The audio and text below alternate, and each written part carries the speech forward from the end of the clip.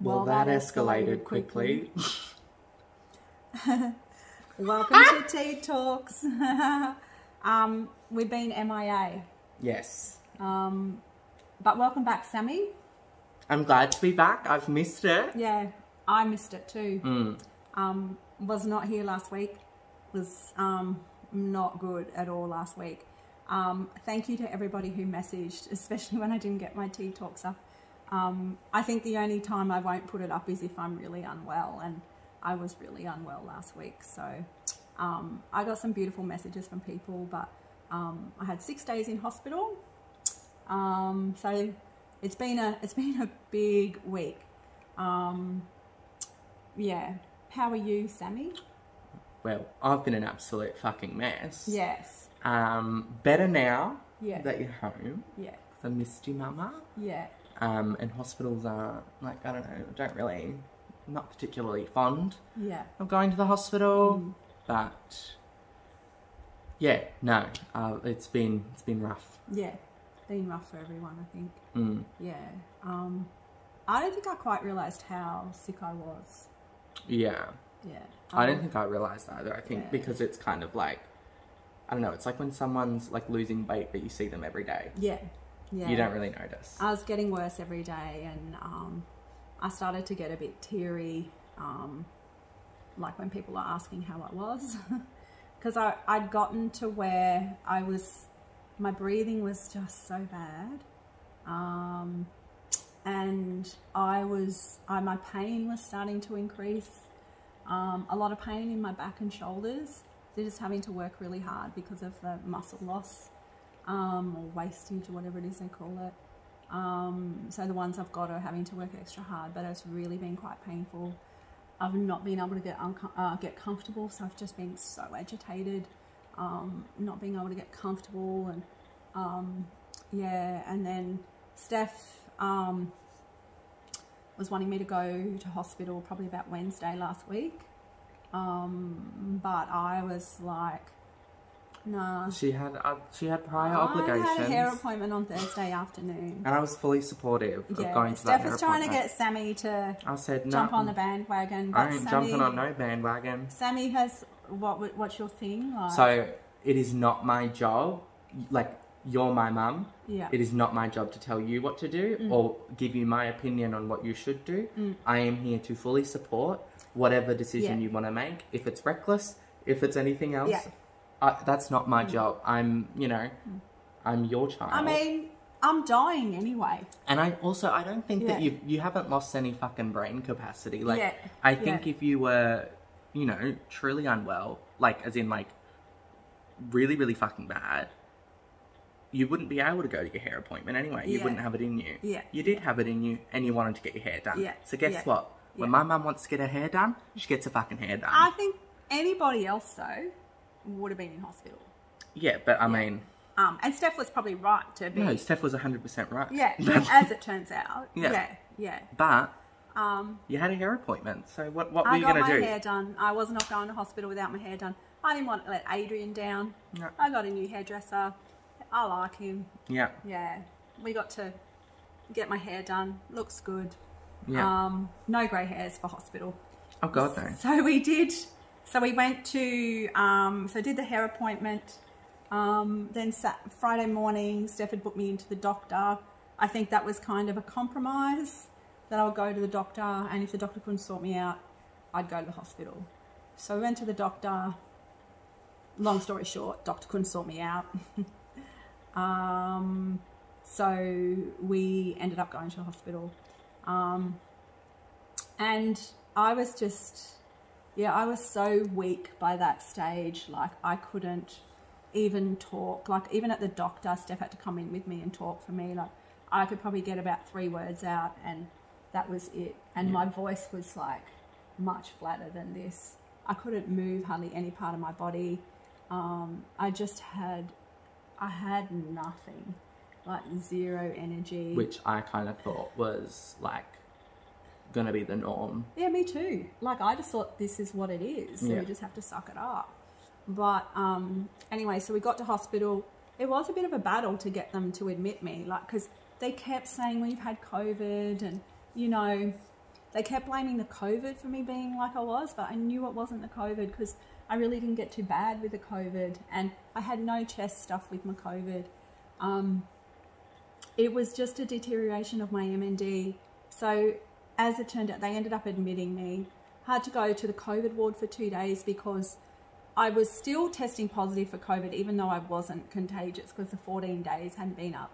And for me to get out of the COVID ward, I tested positive, but whatever that number is that you need to get for a more sophisticated kind of reading to show you're not contagious, I got, but you have to get that 2 days in a row, 24 hours apart, for them to admit you to a regular ward, just for extra safety. So they put me in a COVID ward, and I was still like really in a bad way. So Steph couldn't come with me, couldn't get any visitors. There wasn't even really, like, nursing staff would come in every few hours or so. I could obviously buzz, but I'm not a buzzer. And so they'd have to have full PPE. It's a double door entrance. So as 2 of them have to get there, one waits for the other to get PPE'd up. And then they stand there, and then the PPE one yells out to them, I need this or I need that or whatever.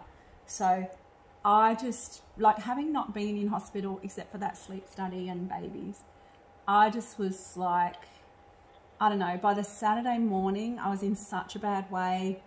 My breakfast came, and I obviously hadn't ordered it because it was too late and Steph wasn't there and you weren't there. And so it came, and it was a cup of tea, cornflakes with milk.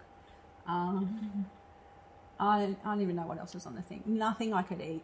I hadn't eaten anything hardly the day before because they gave me a chicken sandwich and I don't eat meat. So it was just like, that was just about sent me over the edge. Then there was like bread there, so like white, you know. Don't you know who I am? My mum eats burley baked sourdough bread. It's $10 a loaf, and I don't give a shit because I'm dying. Yeah. And I'll bloody eat the $10 a loaf bread. 100%. So we went on to dollar Woolworths brand bread. White, like, square. What? I didn't do this. What's this? Yeah. Wait, you don't get your bread from Burley Baker? No. Wow. But I don't know, like, white bread just makes me feel sick. So, and I couldn't, and so, like, they didn't know anything about me. So, like, Steph had given him a handover, but obviously things get lost in translation. I can't spread my bread. I couldn't get the bread out of the packet.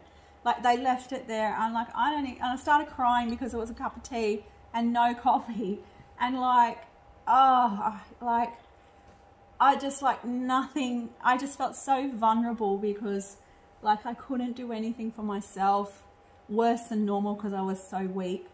I just couldn't stop crying. Like, on the Saturday, like, and they're like, oh, well, here, we'll get the bread out for you. There you go. And I'm like, oh, can you open the butter? Can you open the thing? Can you spread it for me? And then, like, I've got these people I don't even know, like, doing that. And then they wanted me to have a shower. I'm still in a hospital gown. And I'm like, no, I don't do showers with you people. Sammy or Steph shower me. Like, so I stayed in the hospital gown until Sunday. They don't know your hair care routine. Yeah. Okay. And I just wasn't comfortable with them showering me. And I don't know, like, I just felt like, oh, it was just shit. Like, it was shit. And every time they came in and talked to me, I started crying. I was crying on the phone to you. I was crying on the phone to Steph. I was crying on the phone to Lisa. I just couldn't stop crying. It was one of those days where you just, you can't stop crying all day. Yeah, and then by Sunday, actually Saturday afternoon, they gave me some endone. They're probably sick of me. I've never had endone before, but bloody hell, I liked it. Because even though I couldn't breathe, I didn't give a shit. Like, I knew I couldn't breathe. She's happy. I didn't care. I called you and you're like, hello. I was like, what the fuck's going on here? Yeah, so the endone was good. And on top of that, I got a good night's sleep with the endone. Which is? So I've not had a good night's sleep in months, and I didn't kind of realise how bad I'd gotten, but that good night's sleep, when I woke up on Sunday morning, I could, like, lift my arm and Like, I just didn't feel weak all over my body, because that's what the fatigue has done for me. It's made me feel very weak, and just no energy to do anything. So I felt a lot better on Sunday, and then I passed the second COVID test. So they put me on a ward, got me the BiPAP machine. So that kind of breathes in. I start breathing in, it kind of takes over, pushes the air down, and then it pushes the air out. So we went on that on Sunday, Monday. I was in hospital till Wednesday, because they wanted me to have a good night on that, be able to use it properly and stuff. So yeah, so I came out, like, lots of tests and stuff, but came out on Wednesday. Yeah, but it's then been good having you back. You during that time have been like a bit emotional, and yeah, I've been a mess. I just, which you wouldn't have known about, because I try very hard not to, because I want you to be at the hospital, right? And I want you to get the help that you need, you know what I mean? But it is still something that I really struggle with, because honestly, me and hospitals don't have a good rap, do we? Yeah. And I'm sure that's like with a lot of people, but like, you know, every time I've gone to hospitals, someone's died. Yeah. And they're not my favourite place to be. I don't like the smell of the place. I don't like the vibe. It's just not for me. I think all of you kids get a bit worried when I go to hospital now. Yeah. Like I said, you haven't had a good rap with hospitals, but like, we kind of know, like, you know. Yeah. But, you know, it's on the cards, like, you know, I'm on the way out, but, you know, not this time. Yeah. And it wasn't that I was on the way out this time either, I don't think, but I didn't realise how much better I could feel. Yeah, and I'm really glad that's happened. It's just, didn't realise how bad I was. So, but it was just a really hard week, just like, kind of like, I don't know, having to like, I really hated having to call you to do Wordle. Because we do Wordle every morning, and it's like Wordle. My favourite thing of the day, you know. It's something that we do together, and it's, you know, I hated having to call my mum to do Wordle. Yeah. And doctors would interrupt, which is like, whatever. Like, obviously interrupt Wordle, it's like literally important. Yeah. But you know, I didn't like the vibe, and it was just a very emotional week. Yeah. Yeah. But, you know, I'm very good at suppress. But I'm getting a bit less good at that, if I'm honest. Same. Like crying. Cried like Saturday. 3 times this week. Oh, jeez. I've probably done the same. Yeah. There was one day at the hospital where, you know, life is a delicate balance of the right medication. I feel like we probably had the meds right on this particular day, because I reckon they came around, did their rounds, then they went back and had their meeting, and then they drew straws, and someone got allocated this conversation, someone got allocated this conversation, and someone got allocated this conversation. And then straight away after that meeting, there was a procession, 1, 2, 3. So we got one come in. Can I just say, like, the hospital staff were just amazing, like, so kind to me. Yeah. Even when I was like a mess, they were just so good. So, and really nothing was too much trouble. Like, even when got me a cup of coffee when I cried over the cup of tea. Like, my issue with hospitals is not with staff. Like, I feel like a lot of the times the staff are really, you know, nice. Yeah, really good. I had really great experience with the staff. It was really good. But, 5-star hospital. Super kind. Anyway, so the first conversation, I get the sleep clinic doctor coming in with the sleep scientist. And the sleep clinic doctor comes in and wants to have a conversation about what my understanding of MND is, and because none of these people know me, because I feel like normally it's a bit more of a progression to get to this point, but because things have moved really quickly, I think it's only now that they're kind of understanding that my condition has moved very quickly. There's been no rush, but all of a sudden there is. So, so she was talking to me about my understanding of MND, my understanding of what the BiPAP machine would do to me, making sure I was very clear that the BiPAP machine was not going to fix my lungs. there's no fixing, well, my lungs, it's not my lungs, but my breathing.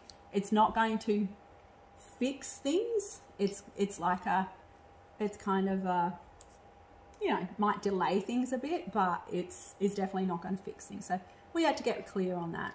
Just so you're aware, you're still dying. Yes, yeah. All right, yeah. just a reminder. This isn't going to stop you dying. Yeah. I feel like I have very high health literacy. Yeah. You know, and probably a lot of the people that they deal with may not. Yeah. Particularly if you've got MND at an older stage, maybe, or, you know. Anyway, and I've worked in health for a long time, so off she went, which is fine. Then we get the sleep scientist, who is just the nicest guy. So excited to have another MND patient. Loves his MND patients. They get the best treatment. This guy is amazing. Like, found out so much about him. He's just, nothing is too much trouble. Loves his job, knows everything there is to know about sleep machines. And if I needed the Rolls Royce of sleep machines, I would bloody get the Rolls Royce of sleep machines. I've got his number. I can call him. Like, aww, he's amazing.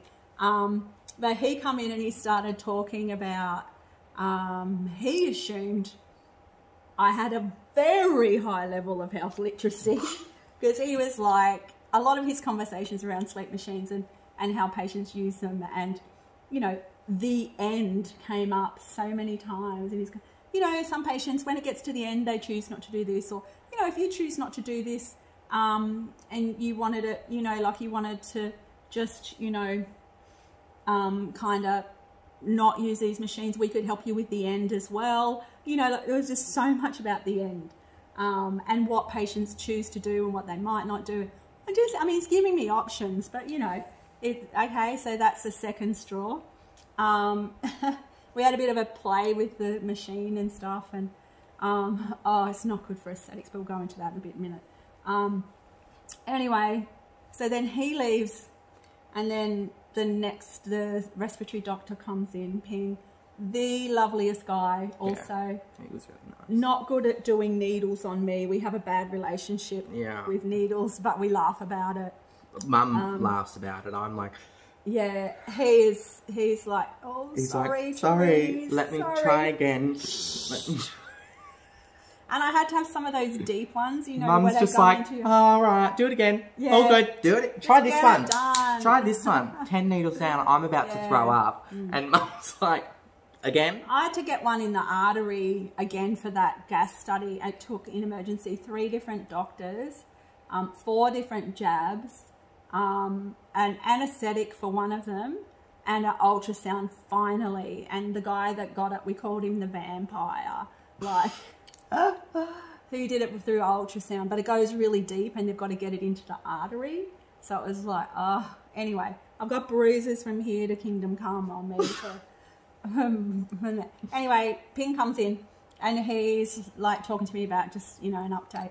And then he's like, right, so while we're here, I just wanted to ask, have you got, or do you know about an advanced care directive? Okay. So then that led to a whole conversation about what were the, like, he needed to break it down, as in, like, I'm like, yeah, no, I don't want to be resuscitated, but it's just not as easy as that. And I've been really clear with family about that. Don't want to be resuscitated, but then there's lots of different circumstances where you may or may not want to be resuscitated. So, like, if you wanted to go to, like, say we needed to put you in ICU, would you, you know, for a few days, like, all this kind of stuff. Like, it was all these circumstances. And he wanted to know my reasons why I didn't want to be resuscitated, to be really clear that I understood what it was I was saying no to. And I was like, look, I don't want to be the MND poster girl. I just want to live my life, be as comfortable as I can be. I don't want this friggin' mask on me 24 hours a day. I hate that I can't talk on it. Kills me that I can't talk on it.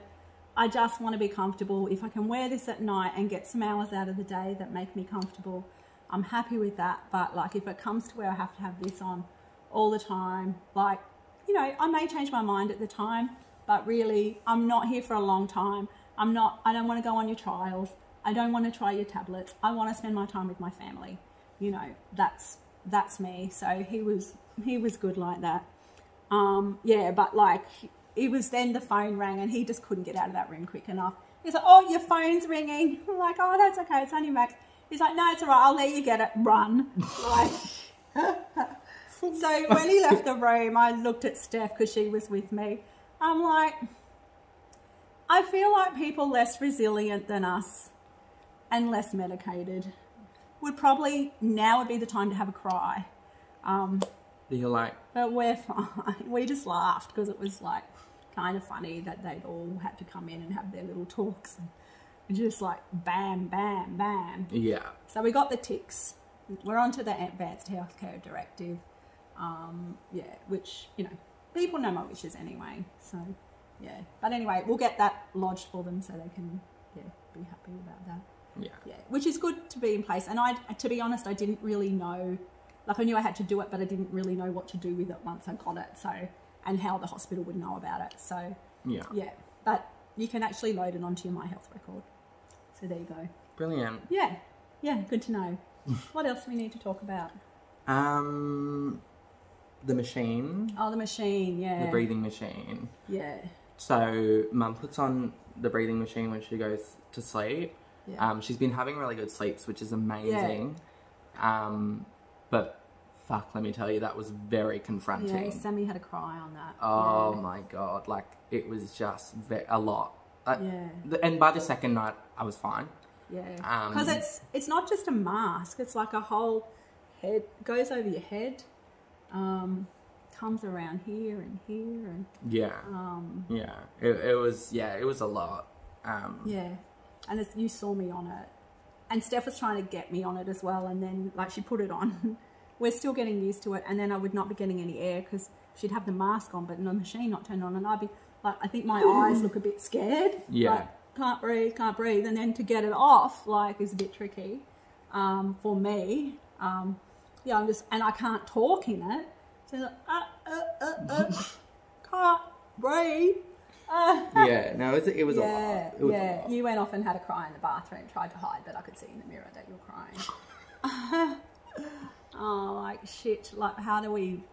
You can't... There's nothing to really do, hey? Nah. It's just shit. It was and shit. Sammy is in with me of a night. Like, Sammy...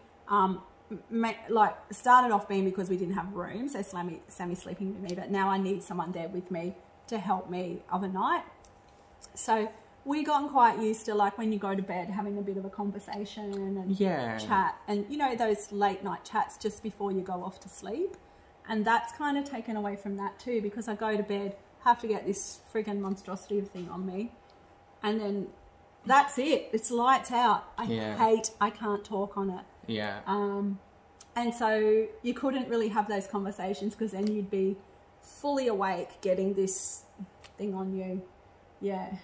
But it is giving me a good night's sleep. Yeah, and I'm really happy about that because your overall mood and overall, like, energy levels are, you know, amazing. Yeah. I was even having a bit of a go at you yesterday to pick up your Uber Eats bag. So I must have been feeling, Sammy's like, she's feeling better.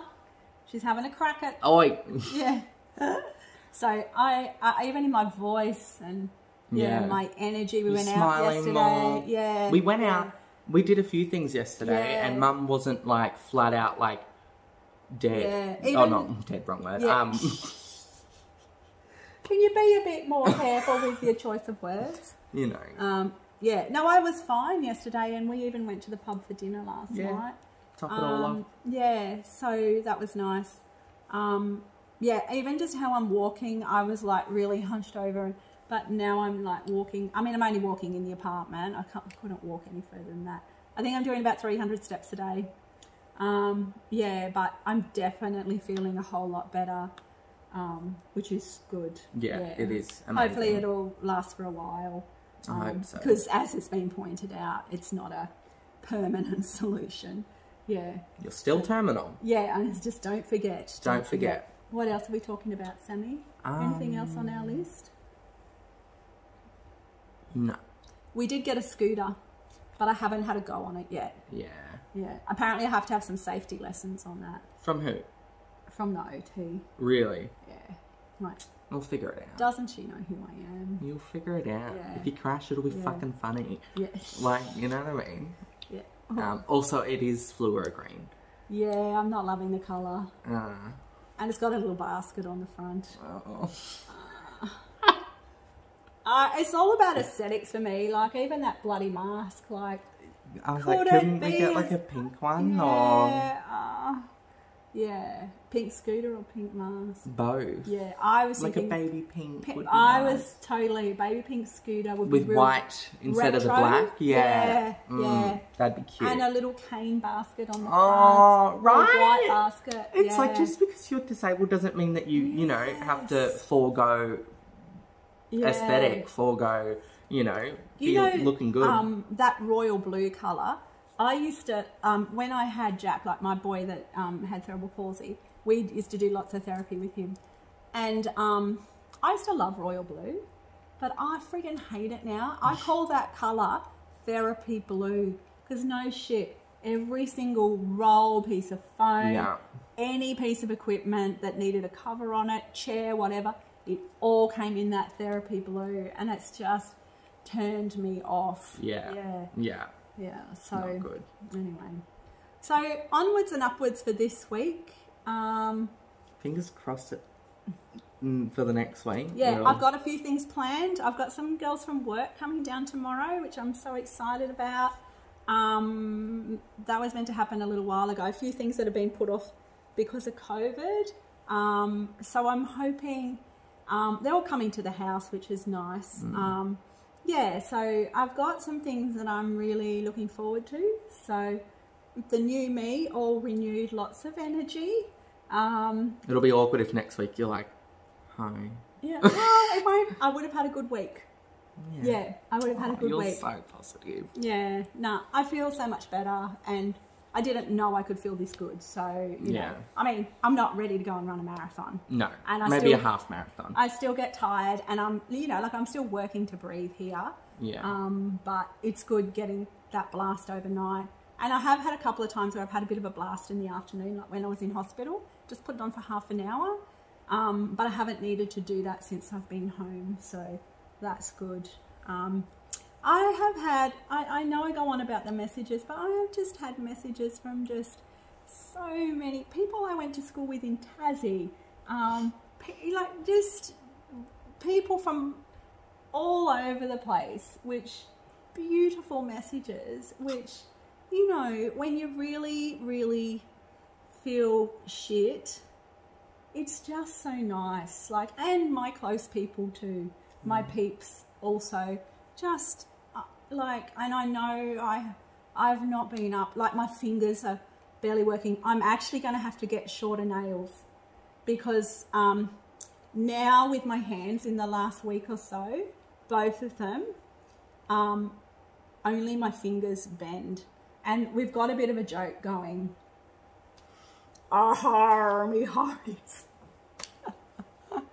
Which we think's funny, like, because pretty much if you can't laugh, you'll cry. This part of my hand doesn't bend at all. It's just these. But that was a bit emotional when you first kind of realised. Yeah, but we've just made a joke out of it. Which is what we always do. Me hearties. Yeah. Oh dear. Anyway. Oh, and one other thing. When I was in that COVID ward, I had a nurse in there who didn't really understand MND. And he was talking to me about, he's the one that spread my bread the first day and was asking me, and he was like, what do you do for work? And I was telling him about my job and stuff, and you know, how I was still on leave from work because I had so much leave. And he's like, oh, well, hopefully you'll be back there soon. I was like, yeah, I'm not going to be back there. Hopefully soon. Yeah. If that makes you feel better. Yeah. No, he didn't know. And then the next time he come in, he was talking to me and he was like, he must have talked to the nurses outside. He goes, so if you hold on to my hand, how hard can you squeeze? And I was like squeezing it. He goes, he's like, you're like, I'm already. Yeah. And he's like, is it any better on the other hand? I'm like, nah, it's worse here. Like, and he's like, oh, like, yeah, which is, yeah, but I mean, he gets it now. Yeah. Yeah, he gets it now. Yeah.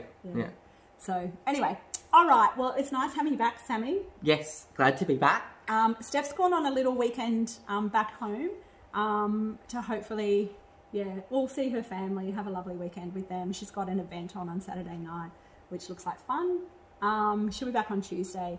So Sammy's holding the fort, and Max, the kids, So we're all good. All good. We're in good hands, aren't we? Yes, absolutely. Oh dear. Steph has been amazing this week as well. I don't know how I would have got through it without her. I wouldn't be in hospital yet if it wasn't for Steph. Because again, not my job to tell you what to do. Yeah, and I've never been a hospital girl, even with Jack. Like, I always needed someone to tell me. So, anyway. Yeah. Here we are. All right, we're going to wrap it up. We've got to go and get our nails done. I've got to get them cut shorter. Look at these stubbies. It's going to be, after me getting the pointy kind of shape, I finally got my nails to that. I'm going to have to get them cut a bit shorter so I can manage to kind of do as much as I can on my phone. So, Anyway, that's the price you pay. Exactly. Beauty is pain. Beauty is pain. Yeah. 100%. All right. Love you all. Thank you. See you next week. See ya. Bye.